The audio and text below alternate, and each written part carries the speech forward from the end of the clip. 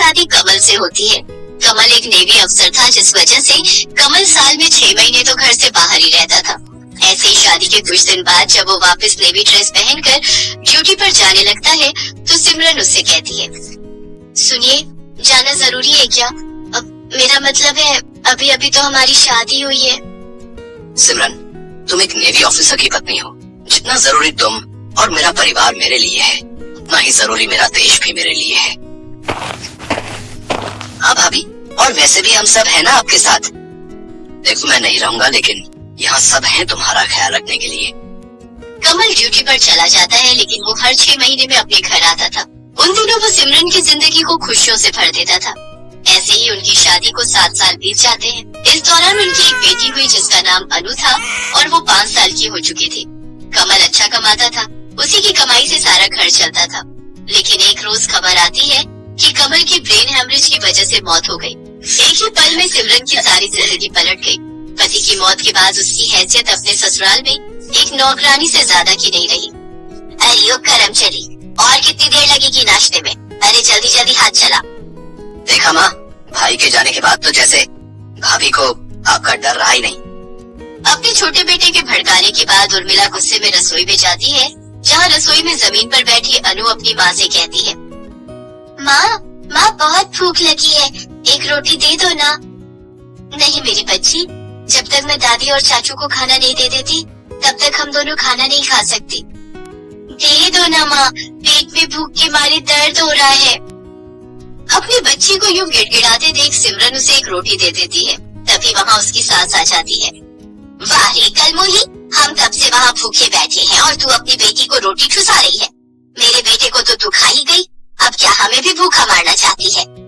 मुझ पर ऐसा इल्जाम मत लगाइए माँ जी, ये तो मेरा दिल ही जानता है कि पति को खोने के बाद मैं कैसे दिन काट रही हूँ। ज्यादा जुबान मत लड़ा, और तू भुक्खड़ गई, कुछ देर सब्र नहीं कर सकती थी? हाँ, ला ये प्लेट इधर दे, जब तक हम नहीं खाएंगे तुझे भी खाना नहीं मिलेगा। सिमरन सबको खाना देती है और आखिर में बचा खुचा खाना अपनी बेटी के साथ जमीन पर बैठकर खाती है और अपने पुराने दिनों की यादों में खो जाती है। सिमरन, अपनी आंखें बंद करो और इधर आओ। सिमरन आंखें बंद करती है तो कमल उसके गले में सोने का हार पहनाता है, जिसे देख सिमरन कहती है, आप इतना खर्चा क्यों करते हैं जी? इसकी भला क्या जरूरत थी? लो भला, औरों की पत्नियां तो अपने पति का खर्चा करवाती हैं, और तुम हो कि उल्टा मुझे डांट रही हो। और वैसे भी बहू रानी हो तुम इस घर की, तो रानी की तरह बनाकर भी तो रखना पड़ेगा ना। सही तो कह रहा है मेरा बेटा। अरे तुझे तो खुश होना चाहिए जो तुझे इतना प्यार करने वाला पति मिला है। हाँ माँ जी, मैं बहुत खुश नसीब हूँ।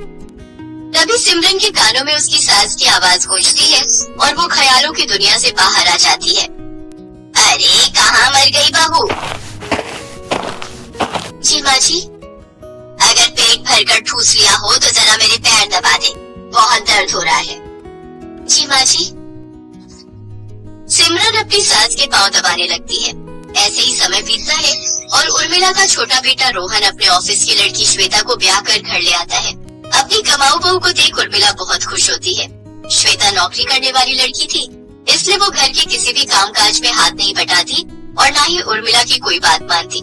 सारा काम बेचारी सिमरन अकेले ही करती थी, लेकिन श्वेता पैसे कमाती थी, यही जानकर उर्मिला खुश थी। मेरी प्यारी लक्ष्मी बहू, ऑफिस से आकर थक गई होगी ना?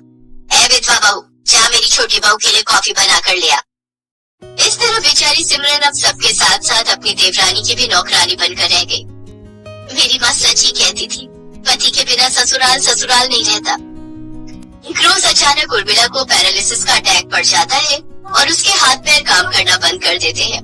अब वो पूरी तरह बिस्तर पकड़ लेती है। इस दौरान सिमरन अपनी सास की खूब सेवा करती है, खाना खिलाना से लेकर हर काम वही करती, जबकि श्वेता अपनी सास की ऐसी हालत देखकर उस घर से निकल जाना ही बेहतर समझती है और वो अपने पति के साथ एक अलग घर में रहने चली जाती है। माँ जी, आप चिंता मत कीजिए, मैं हूँ ना, मैं आपका पूरा ध्यान रखूंगी। हाँ दादी, हम आपको छोड़कर कहीं नहीं जाएंगे। बिस्तर पर पड़ी उर्मिला कुछ बोल तो नहीं सकती थी, लेकिन वो सब देख सुन सकती थी। उसको अपने किए पर बहुत पछतावा हो रहा था। उसकी आंखों से आंसू बह रहे थे। कमल की पेंशन आती थी जिससे उसके घर का गुजारा चलता था। उन्हीं पैसों से सिमरन अपनी सास का इलाज करवा रही थी, साथ ही उनकी खूब सेवा करती थी, जिससे कुछ ही दिनों में उर्मिला पूरी तरह ठीक हो गई। सिमरन बहू, मुझे माफ कर दे, मुझसे गलती हो गई जो मैंने तुझ पर और अपनी पोती पर इतने अत्याचार किए। मुझे हीरे को पहचानने में भूल हो गई बहू, मुझे माफ कर दे। नहीं माँ जी, आप माफी मत मांगिए, आप तो मेरे स्वर्गीय पति की माँ हैं और उनके जाने के बाद मेरा फर्ज है कि मैं आपकी देखभाल करूं। जीती रहे बहू। आज मेरा सगा छोटा बेटा अपनी पत्नी के साथ अपनी बीमार माँ को छोड़कर चला गया, लेकिन तूने मेरी सेवा करके मुझे फिर से अपने पैरों पर खड़ा कर दिया। मैं सदा तेरी एहसानमंद रहूंगी। अनु मेरी पोती, तेरी ये दादी अब तुझे खूब प्यार करेगी और तुझे स्कूल में पढ़ने भेजेगी। उर्मिला अब सिमरन और अनु को खूब प्यार करती है। अनु अब स्कूल जाने लगती है। तीनों आपस में मिलकर खुशी खुशी रहने लगती हैं। दोस्तों, कहानी अच्छी लगे तो वीडियो को लाइक और चैनल को सब्सक्राइब करें। मिलते हैं अपनी नई वीडियो में, तब तक के लिए बाय बाय, टेक केयर।